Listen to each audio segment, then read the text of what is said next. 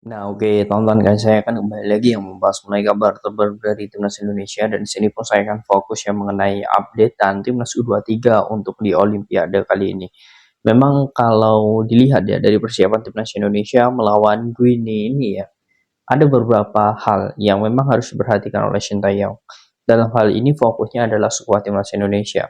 Kabar terbaru memang sosok Elkan Bagot dan juga Justin Hubner ini sepertinya tidak akan bergabung. Kalau untuk sosok Justin ya, ini sepertinya 100% tidak bisa bergabung karena hari ini ya, ini dia sudah terlihat latihan bersama klub. Tidak ada tanda-tanda bahwa dirinya akan terbang ke Prancis. Sedangkan Elkan Bagot ya, dari Inggris ke Prancis sebenarnya ini 2 jam jaraknya. Kita hanya tinggal menunggu besok apakah ada keajaiban atau tidak. Karena dengan mungkin ya datangnya Elkan Bagot di pagi atau siang ya, itu diharapkan akan bisa menambah kekuatan. Tetapi ya menurut saya ini situasi genting dan kita juga tidak bisa mengharapkan sosok Elkan Bagot. Tetapi yang jelas ya dengan apa yang sudah ada, dengan materi pemain yang sudah ada, ini kita akan coba ya bongkar ya mengenai line up timnas Indonesia versus Guinea ini. Karena memang saat ini timnas Indonesia membutuhkan beberapa pemain tambahan, tetapi itu gagal untuk didapatkan oleh PSSI. Dan kita harus percaya apapun yang menjadi hasilnya nanti. Oke, menurut saya di sini Sintayong akan merombak ya, terkhusus di lini tengah dan juga lini bertahan atau lini back.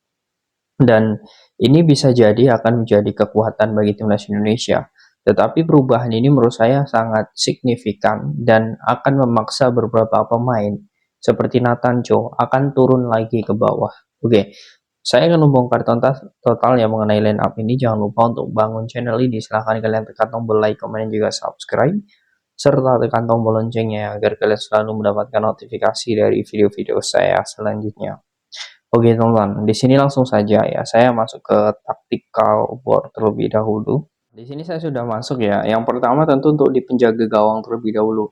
Nah, untuk penjaga gawang ini menurut saya ada sosok Hernando Ari ya. Nah, Hernando Ari perannya sangat sentral dan dirinya pun sebenarnya kalau di situasi saat ini ya memang dari segi ketenangan ya dan juga pola permainan untuk membuild up serangan, sosok Hernando Ari harusnya itu tetap menjadi pemain inti. Oke, kemudian selanjutnya di sini tonton. Nah, kemarin kita sudah melihat ya seperti sebenarnya di situ bisa diisi oleh Ferrari ya, posisi Komang ini. Tetapi kalau dilihat saat ini Rizky Ridho itu tidak bermain, sedangkan Justin sebagai back tengah juga tidak bermain. Alhasil ya Komang itu harus dimainkan ya dan di posisi kanan. Karena memang ini sebenarnya situasinya sangat genting walaupun sebenarnya di sisi kanan timnas Indonesia ketika di Piala Asia itu selalu mudah untuk ditembus. Tetapi daripada ya pemain lain ya menurut saya Komang tetap akan menjadi andalan Sintayong.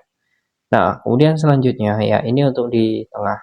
Nah, di tengah ini ada sosok Muhammad Ferrari.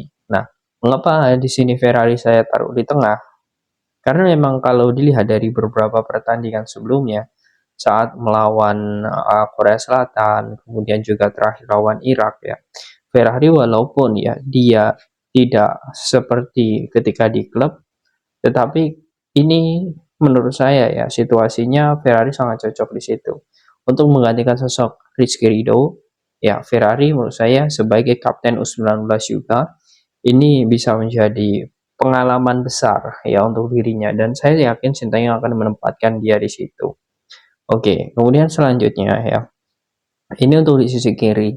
Nah, ini yang saya bilang ya, perubahan itu ada di sosok Nathan.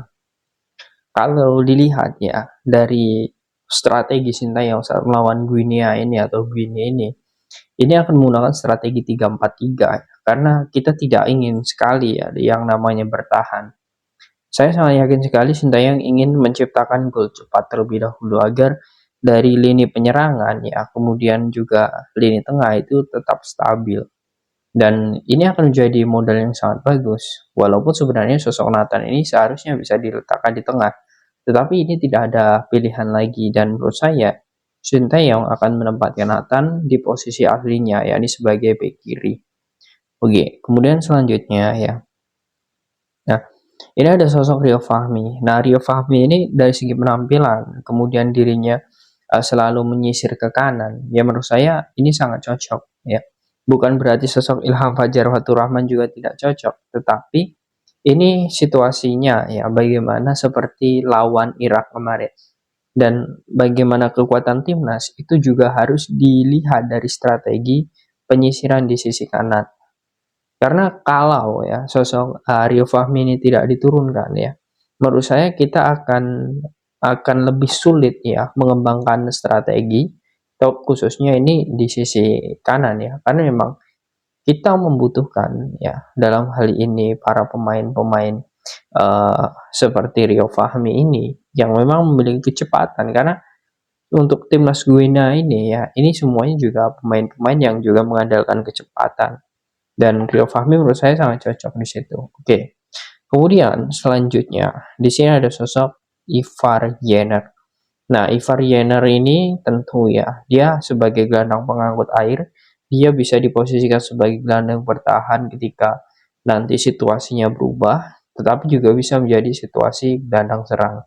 Nah, ini menurut saya akan menjadi empat pemain tengah ya.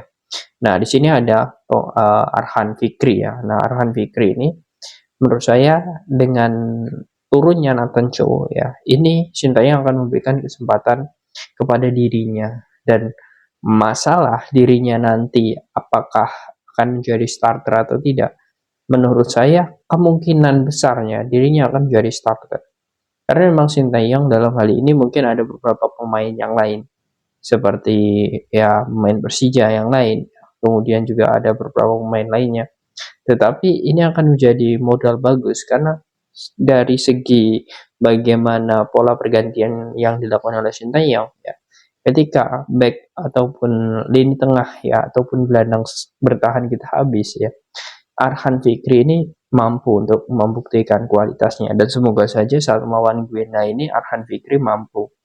Oke, kemudian selanjutnya di sini tentu kita masih membutuhkan Arhan dan juga lemparan ke dalamnya. Dengan throw in-nya ini menurut saya menjadi modal bagus bagi timnas Indonesia. Walaupun dari segi posisi ya di lini depan kita yang paling tinggi itu hanya sosok Rafael Struijk. Tetapi kita masih memiliki beberapa back tinggi ya seperti Ferrari, kemudian Koma, kemudian Natancho, Ivar Jenner ya. Semuanya itu memiliki postur tinggi, dan di situ ketika throw in Arhan ini bisa dimanfaatkan untuk hal itu. Dan ini menjadi modal bagus sebenarnya. Oke, ini untuk posisi Arhan menurut saya juga tidak tergantikan oleh pemain manapun ya. Nah, kemudian di sini tentu Arhan akan mencoba menarik bolanya ke depan itu agar dioper ke Marcelino Ferdinand. Nah, Marcelino Ferdinand ini secara posisi ya, dia sebenarnya bisa juga sebagai gelandang serang. Jadi, nanti posisi timnas ketika diserang itu bisa menggunakan formasi 4-4-3 ataupun 4-4-2, mohon maaf, bukan 4-4-3 ya, tapi 4-3-3. Nah, ini bisa menjadi hal yang sangat bagus sebenarnya. Dan posisi Marcelino Ferdinand itu memang dia cenderung di posisi sayap kiri. Dan ya selama pertandingan sama melawan Irak, kemudian Korea Selatan, dia memang bagus di situ. Dan saya sangat yakin dengan dribble bolanya ya. Walaupun beberapa waktu lalu ya Marcelino Ferdinand ini mendapatkan ya mungkin beberapa, ya kita tahulah, tidak perlu kita sebutkan dalam hal ini kritikan. Ya, kita doakan semoga nanti akan lebih baik di situ ya saat melawan Guinea dengan posisinya di sini. Oke. Kemudian ya, sebagai target man ya tentu kita masih ada sosok Rafael Struijk. Nah, Rafael Struijk ini diharapkan dia bisa ya mampu untuk membuka ruang, kemudian menutup pergerakan lawan, dan juga bagaimana dirinya selalu ada ketika dibutuhkan di lini striker. Nah, ini tugas mengacak-acak ya dari pertahanan Guinea ini memang diharapkan, dan saya sangat yakin Rafael Struijk akan ditempatkan sebagai target man. Nah, kemudian selanjutnya ini ada sosok Waitan Sulaiman. Waitan ini permainan juga mobile ya, dia memiliki kecepatan ya, ditambah lagi bagaimana mobilitas dirinya ketika bermain itu sangat tinggi, sehingga ya saat ini saya melihat bahwa ya apa yang sudah dilakukan oleh Sintayong ketika di Piala Asia kemarin itu formasi idealnya seperti ini. Dan kalau dilihat ya dengan datangnya Dewangga kemarin, ini juga akan lebih memudahkan Sintayong, karena saat ini ya Komang, kemudian Ferrari dan juga Natanjo, mereka menurut saya dari segi komunikasi itu sudah terbangun ketika di Piala Asia kemarin. Dan menurut saya dengan adanya sosok Alfaenda Dewangga, ini diharapkan nanti bisa lebih membangun chemistry lagi. Tentunya ini akan menjadi persaingan bagi Ferrari. Bisa saja Ferrari babak pertama, kemudian Dewangga akan dimainkan di babak kedua. Itu bisa jadi. Atau ya, Dewangga ini nanti akan masuk ya sebagai back ya. Kemudian Natancho ini akan naik ke tengah. Nah, ini bisa juga. Dan ini tergantung situasi di lapangan nanti. Yang jelas ya, kurang lebih komposisi timnas ini akan seperti ini, dan kita akan melihat bagaimana pola permainan timnas ya saat melawan gue. Nah, yang jelas apapun yang menjadi hasilnya, ya kita harus optimis ya.